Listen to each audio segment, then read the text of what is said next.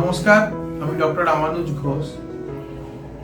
আজ দীর্ঘ 10-12 বছর ধরে আমি মুখ বা মুখমণ্ডলের ক্যান্সার সার্জারি করে থাকি।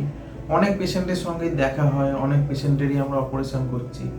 কিন্তু সব থেকে ভালো লাগে যখন আমরা দেখি যে আমাদেরই কোনো একজন পেশেন্ট যে এক সময় তার ক্যান্সার ধরা পড়ে, আজকে তার ক্যান্সার সার্জারি হয়ে গেছে, সে নর্মাল লাইফে ফিরে গেছে, কত সুন্দর তার ফ্যামিলি নিয়ে হ্যাপি আছে। তা আজকে এরকমই একটা আমার পেশেন্টের গল্প আপনাদের বলবো বা দেখাবো। আমার নাম শ্যামলী মণ্ডল। আমার বাড়ি দক্ষিণ ঝাপড়দা, জেলা হাওড়া, থানা ডুমজুর। আমার জিভে একটা ঘা হয়েছিল। এখানে আশপাশে ডাক্তারবাবুর সঙ্গে চিকিৎসা করছিলেন, কিন্তু কেউ ধরতে পারেনি। তারপর রামানু স্যারের কাছে পাঠিয়েছে। রামানু স্যার আমার রোগটা ধরা পড়েছে যে আমার ক্যান্সার হয়েছে। ডক্টরের কাছে আমি গেছিলাম, রামানু স্যারের কাছে গেছিলাম। আমার একটু অসুবিধা হচ্ছিল জিভের দিকটা।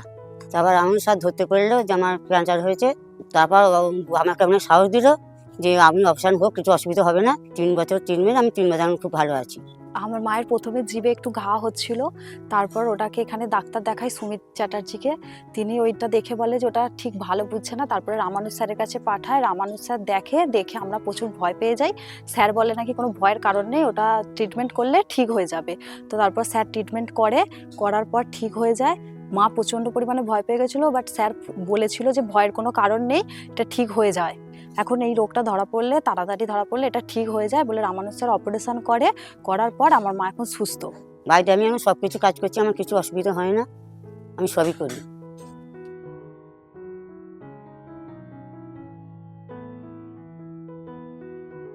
ঠিক সময় নষ্ট না করে তিনি অপারেশন করিয়ে নিয়েছেন বলে আজকে কত সুন্দর তার ফ্যামিলি নিয়ে হ্যাপি আছে। ক্যান্সার কখনোই ভয়ের রোগ নয়। ঠিক সময় যদি আমরা তার চিকিৎসা করি তাহলে অল টাইম 100% কিওর হবে।